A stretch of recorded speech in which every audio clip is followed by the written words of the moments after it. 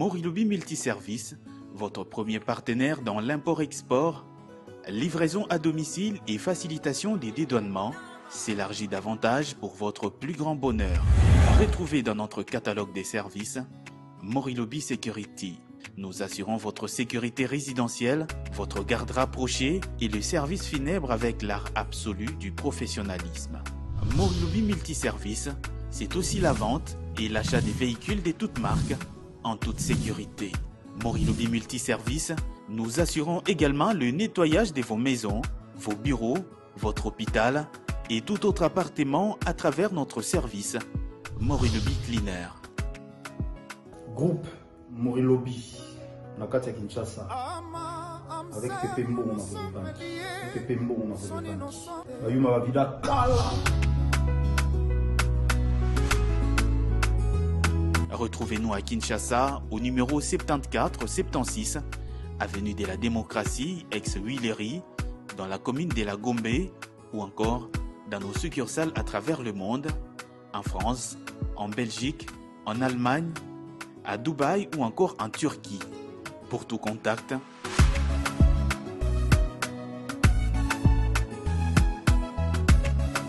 Morilobi Multiservice, des services diversifiés à la hauteur de vos attentes.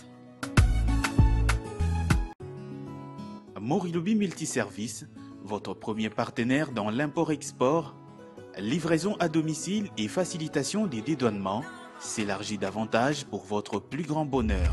Retrouvez dans notre catalogue des services Morilobi Security. Nous assurons votre sécurité résidentielle, votre garde rapprochée et le service funèbre avec l'art absolu du professionnalisme.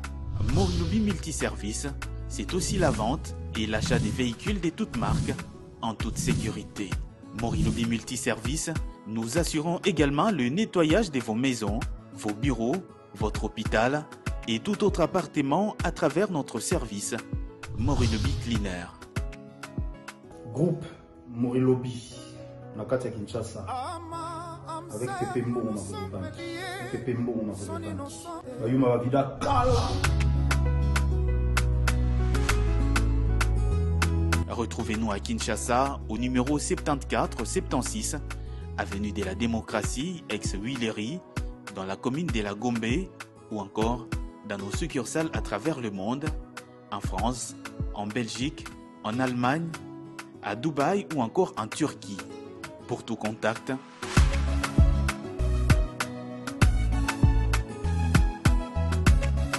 Morilobi Multiservice, des services diversifiés à la hauteur de vos attentes. Morilobi Multiservice.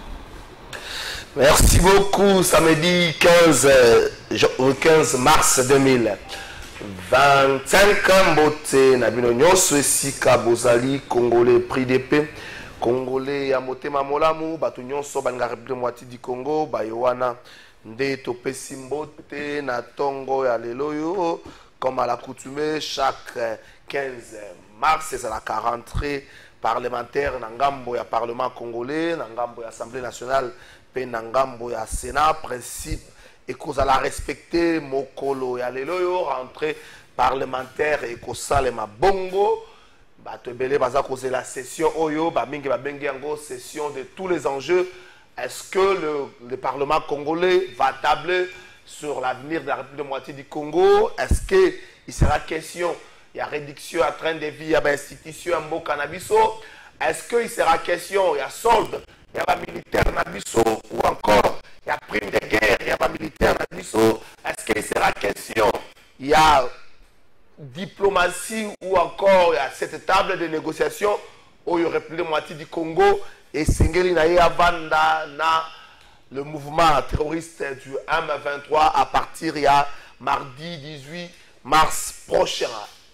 Est-ce que vous allez ou encore débuter Nabiso va briller comme d'habitude na spectacle na bango basalaka ou à un certain moment et c'est un spectacle désolant pour la population parce que la makasi mingi pesa na terrain oyo population aza kozela bango te. Est-ce que vous allez ndengwana? Attendons voir, comme disent les Anglais, white and see, ce qui vraiment, cette fois-ci, les députés vont accepter de revoir à la baisse, ben Molima Nabango, likambo ya réduction à train de vie à l'institution. Est-ce que enfin lier les paroles à l'acte pour la réduction à train de vie à l'institution? Jusque-là, on a comme l'impression rien n'a changé. On se pose même des questions. Wa lolenge kali bako gérer mbongo bako benga effort de guerre, ba cotisation ko ya epai na bipai, même mbongo bazwa ya mabonza mbongo ba entreprise publique eza ko pesa bango bazo gérer yango lolenge nini? C'est cette question, ce sont ces questions plutôt oyo ba congolais ba kozela ba député ba même la biso ba réponse à travers ba question orale avec débat ba question écrite, ba même la biso ba réponse to ba na nous polé na kati ya makambo na pombongo gestion na République moitié du Congo. Et pose à moi un problème, parce que vendre la kimia, ce qui est bandiga, soukanango, tu es baka mingi penza, détournement. Merci beaucoup, Yango Mambito, qu'on l'oublie dans l'émission. Je ne sais pas ce qui m'a invité, qui déjà, Mamoukulu, il ne prend pas le téléphone depuis le matin. Bon, comme bon ensemble, s'il estime qu'il ne peut pas être là, la meilleure des choses serait d'informer, on peut trouver une solution palliative, mais peut-être les camions, où ils allaient indépendamment de sa bonne volonté. Dans ces temps, Merlin vous pouvez aussi faire son entrée. Il y a Joël Ilangila qui est là pour quelques minutes. Et puis, Merlin vous Danaye, qui nous émission et aussi la dialogue, table de négociation directe. Luanda, 18 mars prochain, est-ce un piège pour le gouvernement congolais ou une solution? Est-ce un piège ou une solution pour le gouvernement congolais?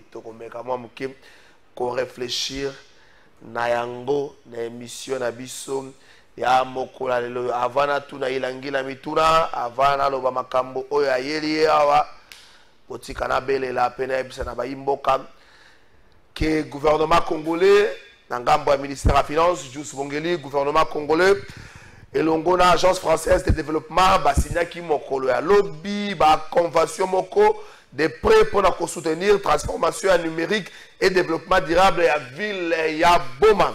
Ministre de la Finance, Mwanambo Kadoudou Fwamba Likunde Libotaï, Oyaza Kozela Mamokola Lelo, Nangambo ya Kisangani, Asena Kibongo ko accordé audience moko, Mokolo ya lobby, na cabinet na ye, et pas un Korembi Maréchaux, ambassadeur ya France, Nambo Kanabiso, rencontre wana, et aboutir la signature, il y a 2 contrats wana, Oyazali Bongo ko visé, pour renforcer la connectivité numérique et pour améliorer le cadre de vie.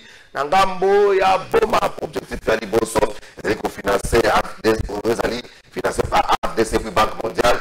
C'est un financement de 500 millions de dollars pour permettre bongo modernisation infrastructure numérique et puis augmentation accès à Internet pour 30 millions de dollars et Kumoko abordable. Bande kwa Boma solution. Makana Bokasi Adoudou Fwamba et comme les bilans d'Abandakoum et bongo projet à Bibale, ils ont concerné bongo relance économique.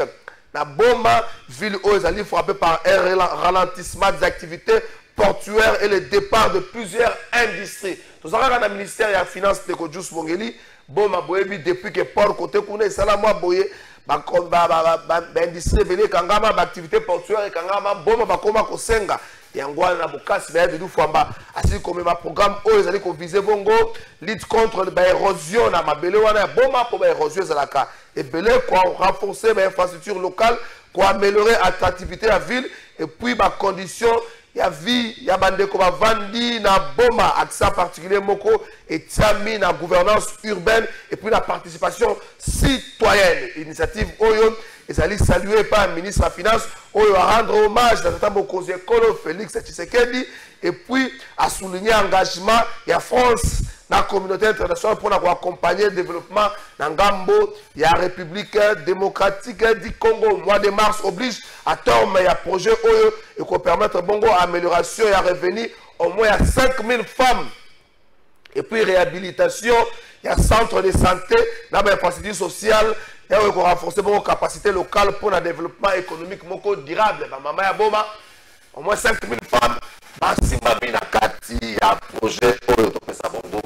Ngonya pe ba fleur na mwana mboka Doudou Fwamba Likunde Libotaï na mosala oyo azali ko sala nzambi pour la komema ba solution tant soit pe na pas problème il y a République démocratique du Congo. Merci.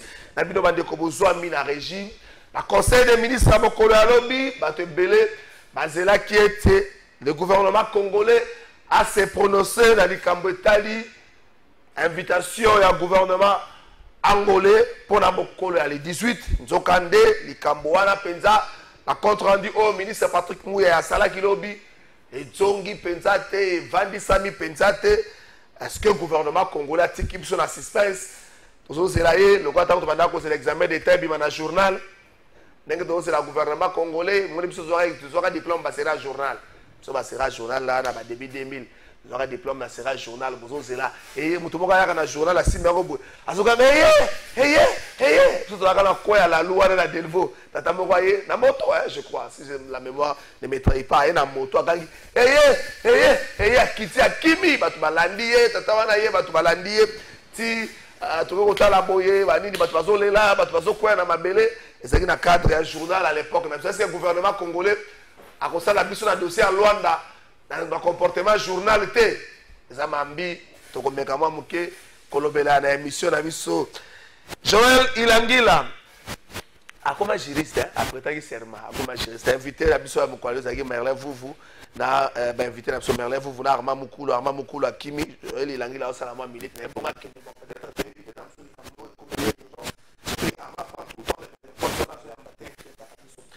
Joël Ilangila comme juriste bambongo oyeke oyo esalamaka mpona bandeko na biso ya prison oyo esalamaka mpona bandeko na biso ya prison relève vous un ancien pensionnaire ya prison bambongo wana est-ce que ezalaka gérer ndenge esengeli est-ce que ezalaka gérer ndenge esengeli mbongo yango yalaka combien à la simple explication mbongo ebimaka ezalaka destiné directement epai ya baprison mbongo ebimaka ezalaka destiné epai ya baprison sikoyo moto agéraka baprison eza ministre ya justice njambi na yoki ke mikolo yo ministre ya justice asimbi mpe mwa moke secteur wana atie bato ya sika na bagestion ya prison sikoyo motuna yali tokoki kotuna lolenge kani mbongo ezosalelama na bato oyo bakosalela mbongo wana cette question ne peut pas être une infraction lolenge kani mbongo ezosalelama na bato oyo bazosalela mbongo wana tokoki kotuna motuna wana ministre ya justice nayoki solo anini nga nayoki solo parfait nga nalobi nanga solo mosusu te ministre ya justice nga nayoki solo mais solo parfait motuna ekozala lolenge kani mbongo ezosalelama na lolenge kani bato bakosalela mbongo bakosalela ngo bangala ndenge bakokomprendre atoke na sika makambo mwa sika Joël Ilangila napesi yo mbote mbote mopanzi sango mbote balandi nyonso ya plateau de vérité pe mbote bana nyonso ya Congo démocratique bazali kolanda biso balingi kimia pepe ezonga na Congo. Merci beaucoup na rassurer na bato ke Merlin vous bazali pour yo mbozo continuer koloba Merlin vous napesi yo mbote mbote ndeko tezo kala fai mbote na ndeko Joël Ilangila mbote na bakongo manyo ozotambola bien tu as été victime la semaine passée au début de cette semaine il y a des menaces moko bato bazoya des personnes non autrement identifiées bazoya pour être pas des invitations ce ne sont pas des gens qui sont amenés avec une invitation pas une procédure régulière mais bato baye balandi yo bakena ndako ba menacer maman. Bon pour la biso ce n'est pas un problème. Dieu merci le régime touche à sa fin. Dieu merci. Le régime Mazano attend. Le peuple comme 2025 hein. Au présenté de Joël comme juriste, le peuple peut mettre fin à un régime politique à tout moment. À tout moment. Même quand on rappelle les bandes de pays, le président Kimi. Mais toujours l'obaté, ça dit, moi je suis dans la logique et je vous dis, le mandat de 5 ans, ce n'est pas un mandat éternel. Toujours là, le mandat touche à sa fin. Heureusement, le mandat politique sera limité dans le temps. Et le temps, c'est le meilleur allié de la vérité. Ndeko trésor, batu oyo basali makambo ya somo. Moni neti baati luko ebokulu tuna biso. Akosenga côté c'est dédommagement à $100,000. Bon, là il a tout na baati. Est-ce que baso na biso ça va? Non, ndeko mwa bilanga nazo katana. Merci beaucoup Francis. Akosenga côté c'est $100,000. Mais dans tout cas moi ba dirigeant congolais. Le peuple va nous faire un otage pendant Bundagan. Nous avons pas de déclaration à Bahati condamnant la prise en otage à peuple. 8000 morts na Goma, Bahati à l'Obarate.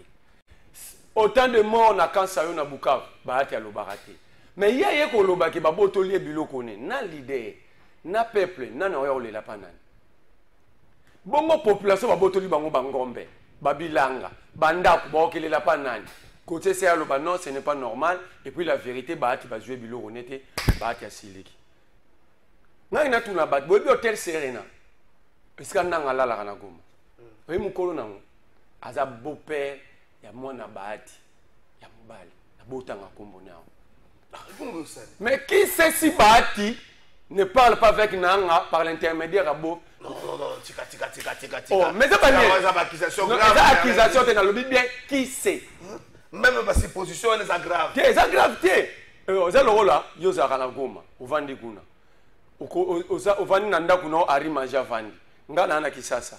So na bengi oto sola poto kuma famille. Ari manger oyoka te. Donc yo tongo benga ngato sola yifaza. Mais boto no benga na aka yando za peka te. Yango to ici papa na biso Bahati atika biloko. Obi mona ke na activité azotanga message. Wala siko na bia wana ko ba matalana. Ah ba kumisa inga ite na réunion nationale. Mona ke na meeting azotanga message écrit. Nous est-ce un leader? Un leader a un comportement spontané. Ça signifie que Bahati a préparé un meeting. Avec ça la lecture et le discours. Avec communier dans le peuple en plein air d'ailleurs. Les amis conférences de presse, ça dit pour dire que Bahati ne fait rien avec bonne foi. Ah, mais je vous dis. C'est grave. Mais comment discours? Mais la politique peut avoir un intérêt. Ah, donc il y a un intérêt. Comment un leader peut pleurer pour ses biens et abandonner tout un peuple? C'est la soeza qui est au côté. Quand les gens réclament à la maison, soeza qui est au côté. Deuxième message, Yann Deko. Batouazo réclamer que soeza qui est au côté. Appel le côté, message est côté. Batouazo réclamer. Je peux vous envoyer les messages dans le camp. Je vais vérifier. Je vais soeza qui est au côté. Mais quand on va t'abrouler, Mata soeza qui est au côté. Matza. Est-ce que ça va? Mais relève-vous, donc, Mme Nazaro Loba, il dit que moi je ne confirme rien. Dans Salikaka, parallélisme Mogo. Hôtel Serena, Isaiah Mobali, Isaiah papa, il y a moi aussi, il y a moi Bahati. Ça veut dire qu'il y a des liens de famille. Est-ce que Bahati peut nous montrer des maisons au Bazoui réellement? Et puis là, c'est bataille M23 bazo vendre na 4. Non, toti kabilo kwana. Et aller demander $100,000 à un citoyen, un pauvre citoyen, journaliste, pour qu'il ait analyse naïe. Et cette analyse va coûter $100,000 à un journaliste pour avoir analysé une situation. Alors si Kabila le dit que c'est un régime tyrannique, Kabila Kosinani. Mais c'est un régime tyrannique.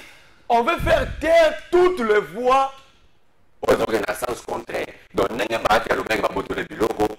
nous sommes des cochons, nous sommes des troupeaux. On a ferme un bango, il fallait que le baraka, iyo, papa Bahati, babotoli biloko. Donc, il faut que wana, iyo, papa Bahati, babotoli biloko. Alors, est-ce qu'on ne peut pas réfléchir au-delà des dits? N'avant dit de mettre Gilang à lobby, n'a victime de l'euro. Donc, je n'analyse pas. On veut faire de nous des hommes animaliers. Ceux qui battent à lobby, bondimi. Ceux qui bêment à lobby, bondimi. Caméra à lobby, bondimi. Donc le droit qui appartient, qui revient au peuple. Et ça, c'est une tinate. Nous avons lobby boy. Bahati, vous avez, le pays vous a tout donné. C'est $100,000 bourgeois. Après avoir fait ce que vous avez fait de ces pays, vous voulez maintenant mettre vos mains dans nos poches. Oh. Ça, c'est ça. C'est ça. En fait, c'est ça la réalité.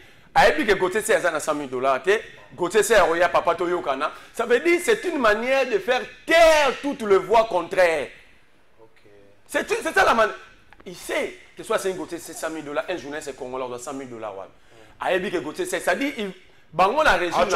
Balingi bacha mututu na position inconfortable, mettre tout le monde à genoux pour enfin bango ba CGT tout un peuple. Bahati Lukwebo ça passera pas. S'il faut donner nos vies. Bango balobi tondima. Bango mais à $500,000 parce que Gauthier a contredit sa publication. Atini bande ba publier biloko ba botoli. Bahati na milimo bato contredit té ozole la jeep ya donc correct. parce que na mona na biloko ba chaki des jeep oh ya ngonda tambola kana ngona bazamba Kabati après 30 ans de carrière politique Kabati regarde le Congo il est fier de lui-même il s'est dit avoir fait un travail pour ce pays non quand parfois mon de trésor mon amour boya ben mission mingi moi ba ngomba ngazo mona te pose to lobby politique to parfois faut to tourner bateau na tu as passé 30 ans toujours au sommet tu as géré de ministères clés aujourd'hui ba poste clé tant Bounaga ne Boya Bahati était président du Sénat quelle était l'action de Bahati Lukwebo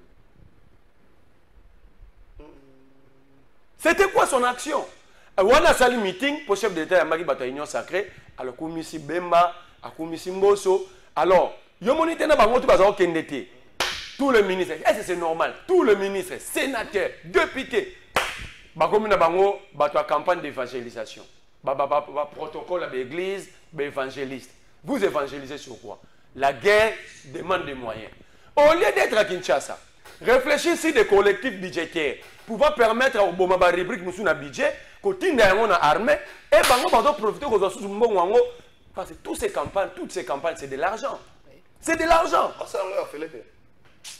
pour deux manières ya bango bato ba ngano to ebinde ba mobiliser kana mboko bato na bazo ya bango les avions qu'ils utilisent les motos neti bemba na kendaki longo na papa Bahati neti bemba na kendaki na ipel bongo longo la papa Bahati neti bemba na kendaki na ipel bongo le bossa ba étudiant bato bazaki à location te tant mwana na atuniye asana bana na mwana na atuniye boko kangela biso kabila mukoni atuniye pe yebisa biso bana bino kombe ba koti na armée c'est un bon moteur azuka ka démarrer ka jeep na ya na bino si ya komina na ipel kabila. Ça s'appelle théâtralisation de la vie publique. Ça veut dire le pays est géré, le rôle là, gérer marché pirate, venir. Moi,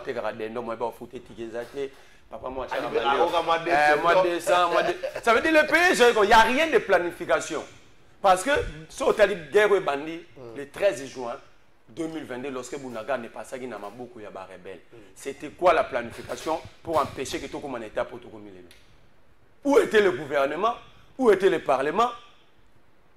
Où était l'exécutif national, le président de la République pour que bango tout basa le rôle la base surpris lelo pour comme quoi ibuka vekoi. Bounaga n'était pas congolais. Lubero, Rutshuru, Masisi. Pourquoi les dirigeants peuvent donner l'impression que Marambo est bandit sikoyo? Ils se sont lancés dans une campagne hasardeuse. Il y a changement constitutionnel pendant que le pays est à la déséquilibré par une guerre. Tolobi n'a été donné de ça débat. Tobo était débat constitutionnel dans tout pays existant. Macron a proposé des réformes constitutionnelles. C'est le débat. C'est un débat de société. Mais est-ce qu'à un moment où il commence à subir agression, tout terrorisme et toute rébellion, ce débat a vraiment sa place? Le Congo n'est pas en guerre. Tout de suite, on l'appelle état de siège. Ça veut dire. Mais l'état de siège doit continuer. Mais on a dit que on a une réponse pour Kabouya. Le pas au moment où Babimina Lingwala, Bazo Kota, on est très vide. Une commission pour réfléchir pour changer la constitution. Sur place, et le gars d'appel permet quand nous faisons là, moi, je vais déranger Bango. Et aux attaques pour la police, la police. La mode des Arabes. Le pan peine mon bimba qui toque au côté quand même là, est-ce que chaîne à courir tu n'as jamais arrêté Zambézale. Quand on est bandé donc, ce va me criminel et un côté là Bango la police est au monde. Batsa la peine Mbangu tata mon konzimbo kezo kende po constitution bloqué. Botia commission Mbangu, profinda well commission. Oh. Eh ben changer Mbangu te po yango des blocage. Comment ça faut faire mbata? Tengana na considérer mbata professeur. C'est le document n'attend à esa thèse na comment en anglais bon là en français. Attends thèse yango de comme c'est publication. Attends ba papa batanda ba livre na ponga bino na mona page de garde à livre mbata. Ah wa na ponga bino na mona na ngango. Te tape que nous on a 20 livres autant antenne. Ah. Quand tu vas papa ne battre attends ba no ba comment dupliquer ba livre ba teke la version ba terrasse wana. Non na mona livre mbata. So yo mona ngotanga ngaka titre comme ça permettre ngana kelo. Un scientifique sans publication n'est pas scientifique. Zela. Ah merde, tu bandaki bien. Non, non, baya ngolo na tongo samedi bien koluka ko bebi sangote. Bonjour de Kokala fa union sacrée et si toyebi bango na biwanga na wangana baza makasi bakotika la kopesa position normale na likambo ya dialogue oyo na M23 en cas de mbodi ba sauter premier keo bango te comme toujours Rachel Sinumba depuis maman Rachel yo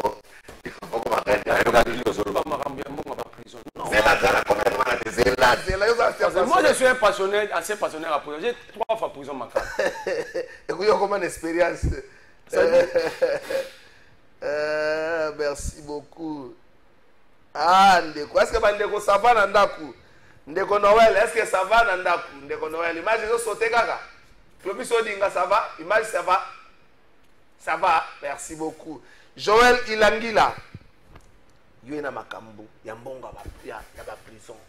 Oza quand même associé à Bandeko baka na prison, balia. Parce que baza pe batu. Baza. Ata mutu aza condamné aza quand même na ba droit na eloko la kolia malamu. Aza pe batu. Yo na makambo ya mbonga ba prison. Expliquer ba ndenge nini mbongo kenda kana pesi yo mbote. Mbongo ani zaka destiné directement na ba prison. On doit gérer ba prison ministère de la justice. Yo problème ne ça na niveau ni. Apesi yo mbote. Merci Ndeko Kalafai, merci na co-débatteur nangai parce que alobi d'abord makambo ezali très important. Avant na kota na makambo prison, na lingi susu na épinglé kaka makambo Ndeko alobi par rapport à campagne ezo salema ya ba ministre na banene après nani chef de l'État ko bwaka mabanga. Parani zaki mabanga. Et puis libanga ngo bwaka ki pas Jean-Pierre Bemba parce que Jean-Pierre Bemba soit qui initiative atangaki bato mais bato mususu atangaki wana basalaki eloko te po bato mususu bazosala makambo sambongo wa l'État bazali mais moto oyo a initiaki d'abord que non abanda ko descendre sur terrain na ba province tout ça c'était Jean-Pierre Bemba. Tant Jean-Pierre Bemba sali yango chef de l'État lobby yango monisco ba ministre belé ba komi okita na terrain mais ndenge ndeko alobi eza théâtralisation. Effectivement, c'est théâtralisation. Même il y a Bemba, c'est théâtralisation. Non, Bemba bandaki bien avant. Bemba, ça se comprend parce qu'il y a bandaki bien avant. C'est ça. Azo prouvé combien de fois qu'il y a un vrai patriote. Mais bato on a mususu bazo kitana na ba ordre de mission. Tant bazo kitana ba ordre de mission, rubrique asu ki za frais de mission. De bazo kita juste kaka poa ba bebisa mbongo ya l'État, au lieu mbongo wana bazwa yango, ba tia yango na armée, ba tia yango na ba effort de guerre. Mais bango bakomi ko sala ne matala na ndende ko tolo bakomi sala publicité inutile. Pardon. Et puis tout na bango nyonso. Médecins sans frontières a se désengagé dans hôpital un centre hôpital de référence ya Uvira a reçoini ne sous ba blessés de guerre. C'est ça. Alors ba ministre siko bazawa puis pour ba kota dirigeance pour prendre en charge ba blessés de guerre. Yango na lingaki na koma na place wana point wana. Ndeko Kalafai. Même na chef de l'État lobaki quand même que non. Chaque ministre a ça quelque chose par rapport à ma guerre na secteur na ye. Mais les autres la ministre tout ba comme na campagne pour ba bimisela la bango ba mbongo frais de mission baliaka. Ndeko mais on est allé banditisme politique. Toza na oui. Les escroquerie. Oui, ils sont en train d'escroquer. Exact banditisme politique. Comment bato ba okiko koma na niveau wana réflexion et souki bango ba prouver ba limite na bango ke bazali sou na eloko ko sala te kaka po chef de l'État tangi kombo ba Jean-Pierre Bemba il faut biso pe to emboîter les pas to landa ka ligne Jean-Pierre Bemba sala na okiko sala na secteur na yo quelque chose o ya malamu e ko prouver que ozali moto et ozo soutenir armée ou bien na ba domaine mususu non pas exemple loko la maître Marc Kila na landa ki ya mena 2 jours na moni à sensibiliser basi à basoda na bana basoda pour nous former bango na ba métier moko différent par rapport au ministère ne pour permettre formation professionnelle pour permettre que bana wana baye ba métier pe métier ngo et que za la métier moko durable et puis ko pesa ba papa na bango na mibali na bango esprit que bon siko mwana na nga yebi quand même ata métier na bundela mboka ça c'est on dit on les a des marcations cela prouve que moto azo comprendre quand même eloko ko sala. Mais contrairement à la ministre na biso nyonso, on va quitter sur le terrain. bon réintégrer armée, mais pour réintégrer na ba ministre ba ko ba Congolais ma bon na ba église. Na ba église. Mais pour réintégrer armée wana ndeko déjà makambo wana tolo ba siko déjà bato bazana ba centre de formation depuis ba bemba ba kende. Ba récrit ba mata déjà ba avion ba kende ba centre de formation. Bino bozo est-ce que lo likambo wana pour aboutir na nini. Vraiment nazo regretter. Il faut ba revoir makamona, on va revoir ba cartouche parce que bazo ça la théâtralisation au sommet de la République. Bon, merci Ndeko. Nalingi na kena na mambo ya justice ndeto ucho lubawa. Yo lobi ozo ka solo parfait. Mais nga zo ka solo détournement na ministère de la justice. Je précise. Solo détournement oyo mwana mboka constat mutamba lobaki nga na ko bioka ngo na niveau ya justice. Otuni nga makamwa mbongo ba prison. Ndeko Kalafai na informé on est là que mbongo ba prison et bimaka 15 milliards de francs congolais pour 96 prisons. Non, par semestre. 15. Nalobi bien 15 milliards de francs trimestre, pardon. 3 mois après. Après 3 mois, et bimaka 15 milliards de francs congolais. Équivalence n'a pas 5 millions et quelques dollars américains. Sauf que ça n'est pas après 3 mois. Ils allaient après 3 mois. Oui. Mais la répartition, la clé de répartition, il y a directeur, il y a pas prison. Au moment na wana, 4 milliards et quelques. Sauf que répartition, vous allez 4 milliards. 4 milliards, la clé de répartition. Mais bon, il y a 5 millions et quelques dollars américains, donc 15 milliards de francs congolais. Mais on a rebattu le solo, maman on a directrice à prison. Maman ou a directrice à prison ou a recevoir un bongo. Il y a pas prison. Les conseillers, celle qui s'occupe du département pénitentiaire dans le ministère. Il y a un ministère de la justice. C'est un département. Oui, oui. Maman on a recevoir 15 milliards, mais a distribué à 4 milliards. Maman on a un constat, moi on a constat mutamba koti, tout le monde bakangi maman. Au nom détournement, parce que PGR a découvert que détournement ezali. Akangi mama wana. Si makokanga mama wana ndeko trésor Kalafai, subitement tomonika ka mama wana abimi. Pe mama wana constant mutamba a réhabilité na ba fonction. Oh mama wana combien le ko rouler en carrosse. Mais ça c'est trop. Ndeko akangi mutu. Mais ba moni de kambote ba konso ki saye. Ndeko. Soit mama wana azali justiciable. Na mama wana azali justiciable na cour d'appel. Kende na cour d'appel au moment na dossier mo wa mama wana te. Mais soki mbatu balobi ke mama wana za réhabilité po ba moni l'autre côté. Bongo justification de 15 milliards à 4 milliards et où tu wapi même na ba claire répartition ba prison et za wana soki ndeko ko balancer ba mona ndenge ba prison ba zwa mbongo. Mais wana ezali solo détournement te mais ezali détournement na kati ya ministère de la justice. Ezali détournement moko grave. Et puis, quand on constate que solo détournement, tourner dans la carte na yo, on remarque que oui, solo détournement est sur place et pas na yo. Et puis, makambo mabe mingi ezo salema na niveau ya ministère wana ya justice. Poussara nazo arma. Ndeko nako pesa exemple neti ndeko moko o azalaki IG ya police judiciaire. Ndeko Antoine Boyao soki na bosani kombo te kombongo yango wa ndeko wana azalaki suspendi tango suspension na esili esali 3 mois il fallait ba réhabiliter et pas suspension normalement soki esali 3 mois il faut tomber caduc ndeko ba réhabiliter était tango ba réhabiliter ndeko wana te comme statut ya ba agent ya carrière de l'état et prévoit déjà ba garde-fou. Ba garde-fou nango lingi koloba nini soki yo ministre sectoriel au réhabilité mututé voilà qui suspendi ou bien ouvrir action disciplinaire wana bo clôturer te ministre ya fonction publique a ko réhabilité par voie d'arrêté. Mais il y a quelque chose d'étonnante aux autres kamikolo ndeko wana Boyao azalaki suspendi. Après, ministre Liaou, le VPM, il y a fonction publique, a réhabilité conformément à l'article 66, il y a statut, il y a bajan, il y a carrière de l'État. Tant qu'on a réhabilité, papa, on a akende kuna et pas ya mendeko Constant Mutamba na yebi ke nini ezawa na soki moye ezali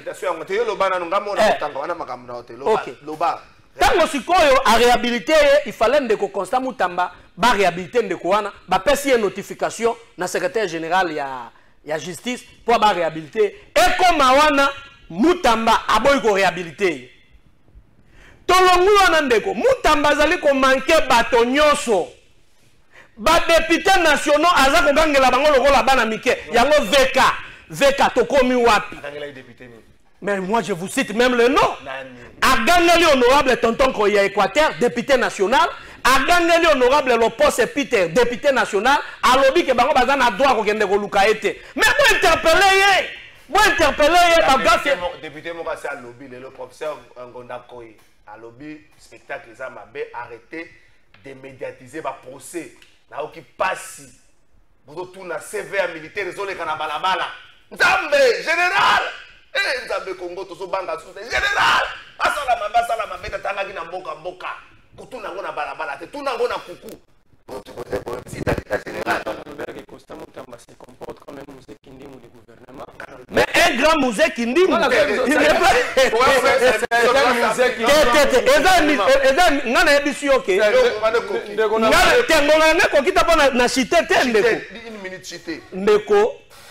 Constant Mutamba atika théâtralisation niveau ya justice. Parce que babevi eleki ebele azozwa makambo nyonso alingi populisme alingi réseaux sociaux alingi balabala po bato bamono ndika azosala mosala or ke azosala mosala te. Merci beaucoup. Maman Jidi Souminwa ndenge ye Constant Mutamba mankaki yo respect ozo chef de gouvernement il faut ba suspendre et puis chef de l'état Constant Mutamba wana ako faciliter o tâche te po azali challenger na yo bozali bino to baka mais yango wana zo la challenger ya moto yo président Richard Dauphin. Voilà. Yango nazo bebise la chef de l'État Makambo. Neko Trésor Kalafay, nous voulons la paix. Nous voulons que Mutamba abongisa structure na yewana. Mutamba ba révoquer parce que azo ça la théâtralisation, pe azali moto yo azo ça la matalana na niveau à justice. Il y a beaucoup de détournements kuna Maman Judith Souminwa na Assemblée nationale bozwa likambo yo au sérieux. Merci beaucoup na yebi ko za mongo. Ndeko nango koko kabelanga mikando te. Merci beaucoup. Mikando ezali mendeko azolinga kotanga ngote. Il faut attendre article 66.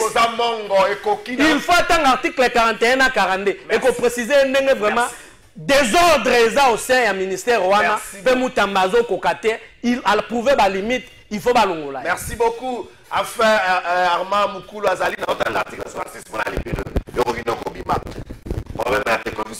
Toute action disciplinaire est clôturée par une décision de classement sans suite ou par l'application d'une sanction dans les 3 mois à dater du jour de l'ouverture de l'action. Passé ce délai, l'action disciplinaire devient caduque et l'agent est replacé en activité soit d'office en cas d'absence d'un acte les suspendant de ses fonctions, soit par arrêté du ministère ayant la fonction publique dans ses attributions. Au cas où cette suspension a été prononcée par un arrêté d'un ministre ou par décision de tout autre responsable de ces services publics de l'État tel que énuméré à l'article 2 de la présente loi. Pour les motifs prévus à l'alinéa précédent, l'agent relevant de ces services administratifs de l'Assemblée nationale ou du Sénat est Arma Kota en direct. Botika makambo bino bozwa na molimo na bino mabe oyo bana te yozo article 41 42 41 le bilini l'agent qui d'après ces indices suffisamment graves est présumé avoir commis une faute peut être suspendu de ses fonctions. Dans ces cas, la suspension n'est pas une sanction mais une mesure conservatoire prise dans l'intérêt du service. Lorsque des poursuites judiciaires sont intentées à charge de l'agent pour des faits qui lui sont reprochés, la clôture de l'action disciplinaire peut être différée jusqu'au prononcé du jugement. Merci beaucoup.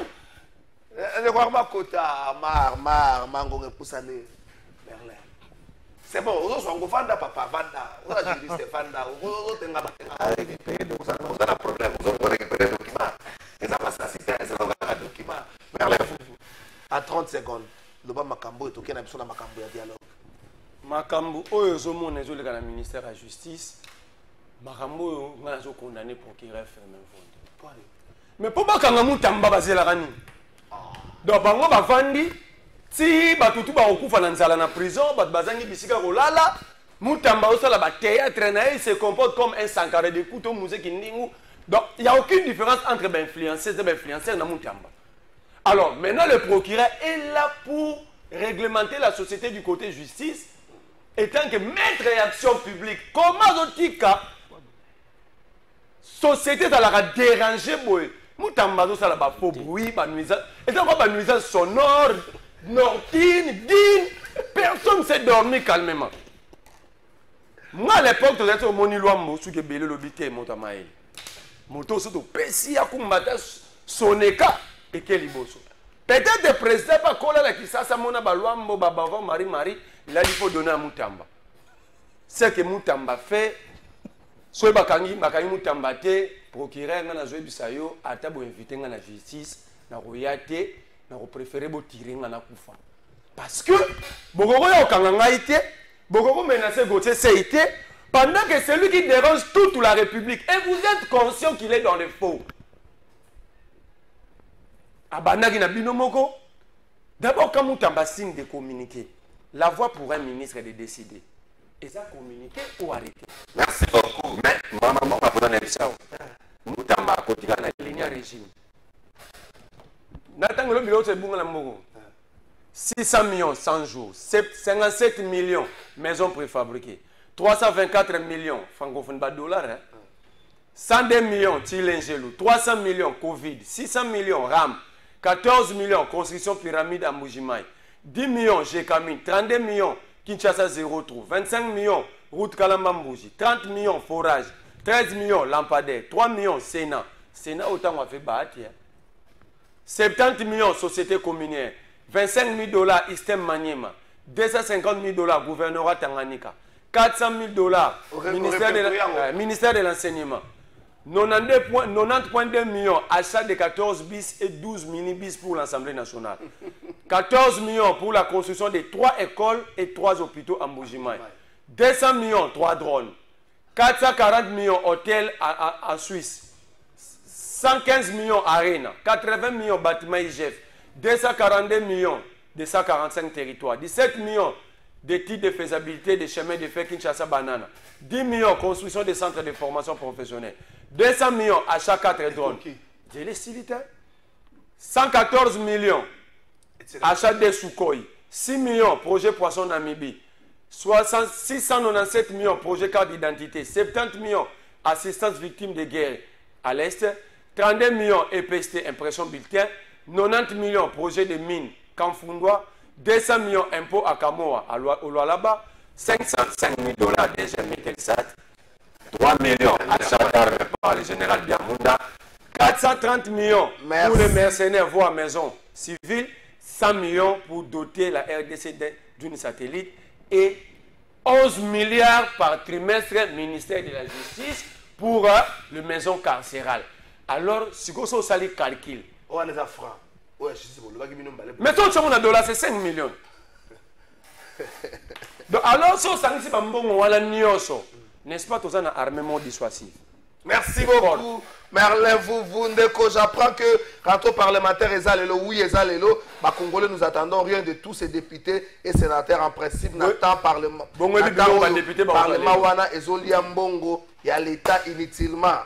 Attends la raison. Les députés ne sont pas bon à carburant.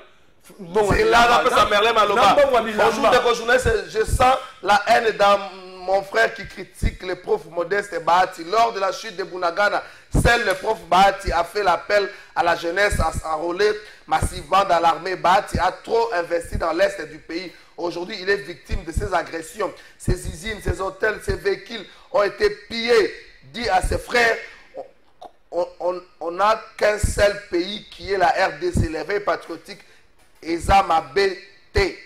Bonjour, Ndeko journaliste, Ngaï Ndeko. Kasaka Jules na lingina yeba mbongo oyo bakokisela bakobakisela ba soldat na police ekozala na mwa nini avril to c'est la parlement bazozonga tokoyeba makambwana président de Alobaka avril. Bonjour Trésor Kalafay plateau de vérité, je sais qu'un jour la guerre de l'Est prendra fin et je porterai plainte contre quelqu'un pour propagation de faux bruits parce qu'un monsieur nous a dit qu'ici un monsieur nous a dit ici qu'il ne parlera pas avec Kagame, qu'il ne parlera qu'avec Kagame Kosiel. Il ne parlera pas avec les patins du M23, mais après il renonce à ses paroles.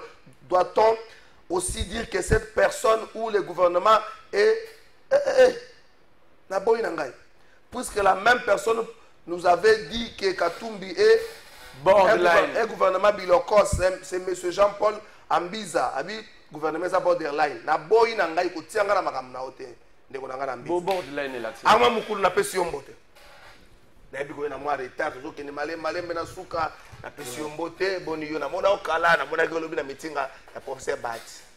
Azo ngala tuna bino motu na moko ngala tuna bino le 18 mars un piège ou une solution pour le gouvernement congolais. Bon, effectivement, je voudrais d'abord féliciter cadre Nyos, membre Nyos de la FDCA, et puis l'ensemble de la population congolaise. Ils répondent qui. Et ça qui va plus précisément, là, na esplanade Fikine. Fikine est qui craqué na Ebusio, plus ou moins 70 000 personnes dans la comptabilité et donc oui, na babis et puis la mobilisation, on savait déjà que chaque coin, voilà, na esplanade doit être une tente, quitter ça autant, ainsi de suite.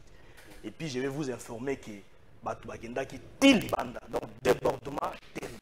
Imaginez que Batuba Vandi, même face à donc il n'y avait plus même de place. Donc il y avait beaucoup de gens. Alors, service n'a pas comptabilité, ça y comptabilité générale.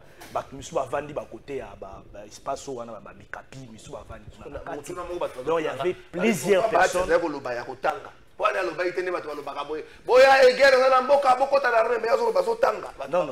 Non. Vous savez, il faut tout ça la makambu ndenge mususu. Na tiré moi makamba malamu na makamba ndeko mususu abauti koloba. Vous savez, on doit amener la touche de responsabilité dans Makambo Italie, Makambo Yamboka. Makambo Mboka, il ne faut pas tous avoir à la légèreté. Vous voyez? Si vous lisez bien le contenu du message, c'est un message bien conçu. Message, c'est un point essentiel de la mobilisation générale dans l'éveil patriotique. Et un message à peu prêté. Ce n'est pas de la prisme. C'est un message de fond. Message moko soko tangi yango. Baningo bazaki wana. C'est tout le monde qui était content. Tout le monde a compris que le professeur Batou Kwebo continue à soutenir les présidents de la République. Il continue à soutenir les FARDC. Pourquoi? Parce que ndeko wana a outi ko recadrer, je ne sais pas ndeko Merlin ou comment, parce qu'il y a un commis état. So rappeler maloba ndeko Merlin, il faut na meka un peu peut-être nettoyer ce que l'eau contre les professeurs Bahati. Vous savez, dans notre pays, Tobo Sanarama Mini. À l'objet en opé la carte communiqué, plutôt un message à Sali dans la nation pour nous soutenir Mokonzamboka et FARDC et puis qu'on lobé la marambo et agression à Est. En 2022, les professeurs Bahati Moukou Bazaki Moutouali Bosso ont abandonné une campagne de sensibilisation à l'éveil patriotique. Tango akenda ba Bukavu obenganga kuto komengo bi na moni via kiti terrain abi oui akenda ba Bukavu akenda ba Goma et puis ba fédération nyo sur FDC a sur terrain banda déjà ko sensibiliser ba image ande ko le katobo sananga nde moi no ezaki partout FDC a ba fédération ba zo sensibiliser ainsi de suite alors mutali boso ala saki eloko wana. Alors les autres aussi ont pris le même chemin, c'est une bonne chose parce qu'il est là. Alors, d'une manière concrète, 30 secondes. FDCA, Tozo Fungola, registre à volontaire. Et la Ligue des jeunes Nabiso. Oui. C'est-à-dire nous voulons suivre la procédure officielle. Vous comprenez un peu? Il faut qu'on paie ça, une responsabilité. Il y a Maramo Italie Défense. Il faut qu'on mette la bango bateau pour la formation, encadrement na bango et puis ba kende na nini na katia mapinga na biso conformément na mobeko. Donc vous allez na même bon répondre à la question batuna ki bemba na ipen. O ba loba ni batuna ki bemba. Ba et question étudiant wana. Bon, c'est là na continuer nan. Donc tozo fongola registre volontaire pour na ba jeune nyoso o ba ko estimer à travers FDCA ba kende armée et puis ba ko kende na ministère de la défense conformément à Mibeko.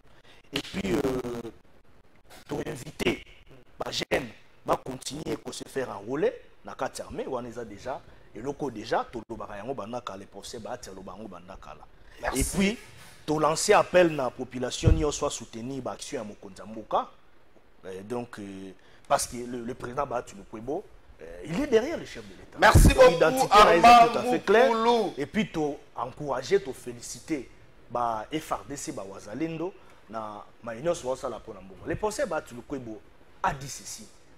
Toute démarche au Mokonzamo va entreprendre. Oh, Ezali Pona Kimia. Il va adhérer dans ça. Merci et beaucoup. Donc, contrairement à Marambo, merci beaucoup. donc, tu s'appelles Mingi, tu féliciter les Congolais et Congolaises. Pour que tu vas oh, pour faire plus de 5 minutes, non, les gens disent non, merci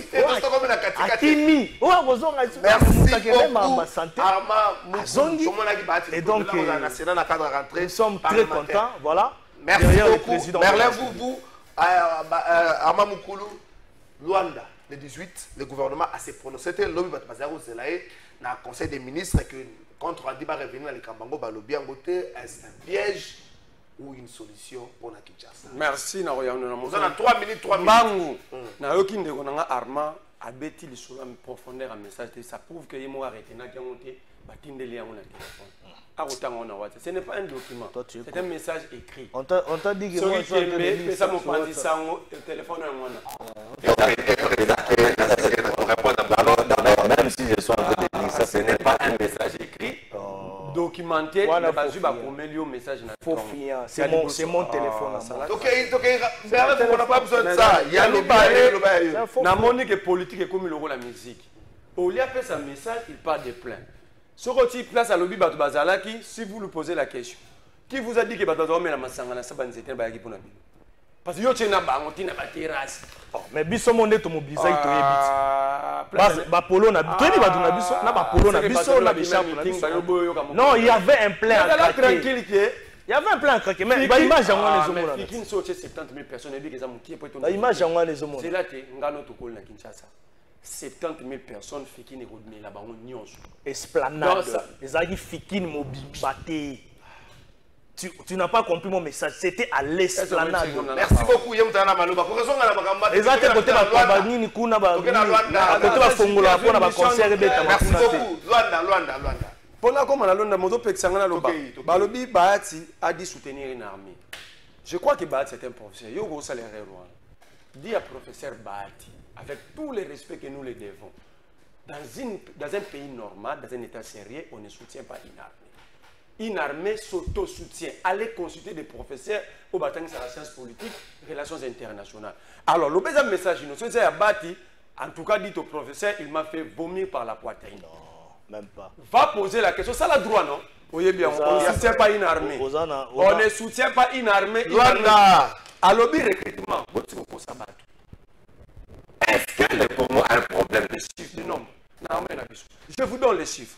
150 000 hommes FARDC, 63 000 Wazalènes, militaires ougandais, il y a une mutualisation de 15 000, 20 000 Burundais. Dans le Mali, il y a Samir, il y a Sadek, il y a Bazokin. Si vous faites des calculs, l'armée rwandaise, c'est une armée de 32 000 hommes. M23 AFC, il n'y a même pas 20 000. Est-ce qu'il y a un problème de recrutement ou un problème de coordination et organisation? Vous recrutez pour faire quoi? Les chiffres sont là. Vérifie, tape même sur ton Google. Les chiffres sont là.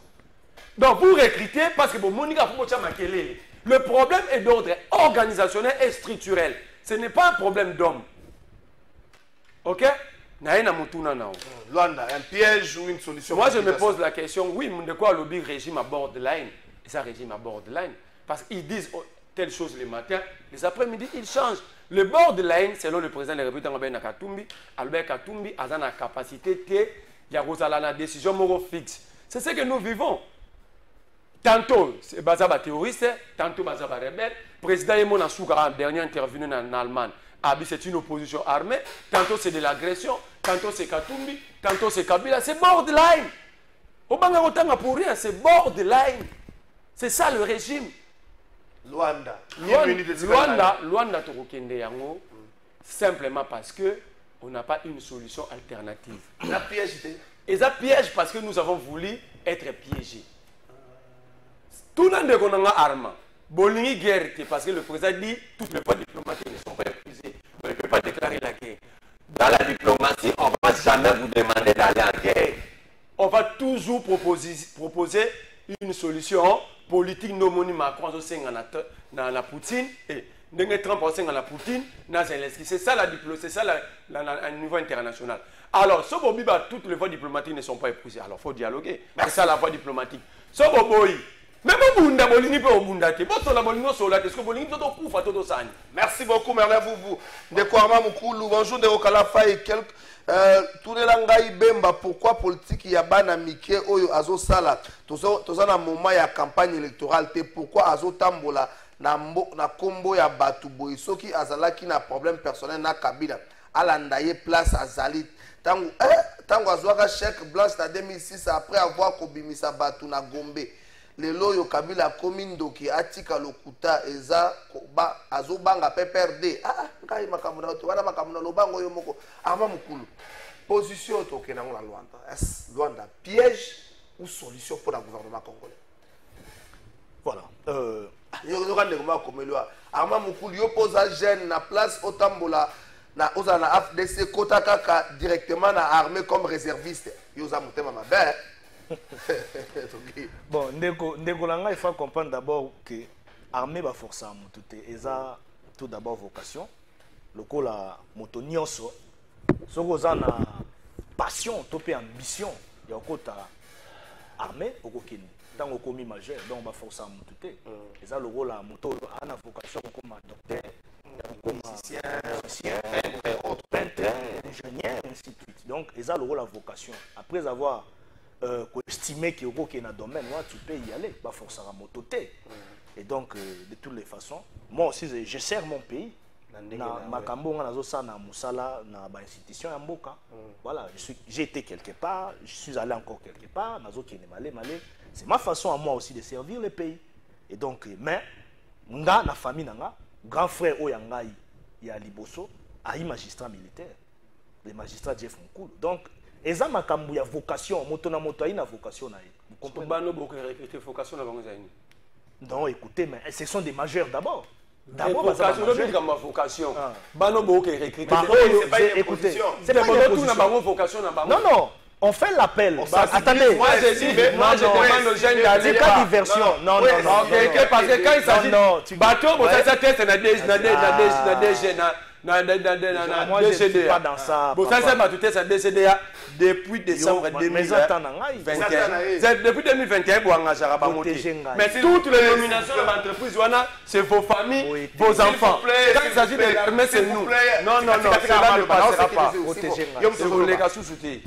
vous plaît, Merlin, le ministre Constant Moutamba, le théâtre dans le gouvernement. Oh, yo pose ça. Moi na Tshisekedi. Azana aja okende armée. Basoda basi barate, ba PMF barate. S'il vous plaît, s'il vous plaît. Faire une discipline. S'il vous plaît, s'il vous plaît. Yo nous opère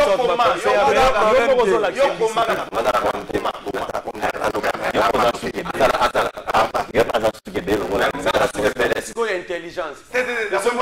La populisme. S'il vous plaît, s'il vous plaît. Et ce moment-là, c'est comporté comme Moussa Kindi. Mais yo pose ça la discipline à plateau. S'il vous plaît. Porter la paix barasa, mais bata suge belem su bako kana pene be bale mondial. Et monsieur Samedi a bien yo comment même le roi Babylone mo ba rotier. C'est ya c'est qui ça Babylone mo c'est non. Bango bazo benga bana ba. C'est quand même mutazala malomba. Asa longwe pour ne tape wana comme na makambo susu. Asa ba makambo ya le 18 mars. Évidemment. Toké na makambo. Alors donc eza invitation ba sali. Eza invitation sensibilisation ba o ba ko estimer qui va toucher pour appel patriotique ba goya t'enregistrer bango na ligue des jeunes na biso et puis toké ba voix officielle na ministère de la défense. Et donc c'est comme ça qu'il faut fonctionner. Na kati ya discours président ba ti alors bien makambo ya ba impunité financière. C'est par là même j'encourage et je félicite Gilles Alinguette pour na musala sala. Et toi il y a patrouille financière na CPL. Et donc alobeli pe makambo ya ba makambo ya inversion des valeurs. Toké na moto na bazo mériter na ba valeur ba komi ba tumoko peut-être bazo écarter bango jalousie haine ainsi de suite. makambu ya mabe kokosela makambu ba calomnie Arma au lieu ba mériter bisika ya makasi il y a bien pona ba servir mboka. Donc il y avait un peu beaucoup de choses là dedans dans le discours. Vous comprenez? C'était un discours global mais où il réunit ba point et belé pona kotombo la école pona ko appuyer ba effort Arma Moukoulou le 18 mars, est-ce un piège ou une solution pour la Kinshasa?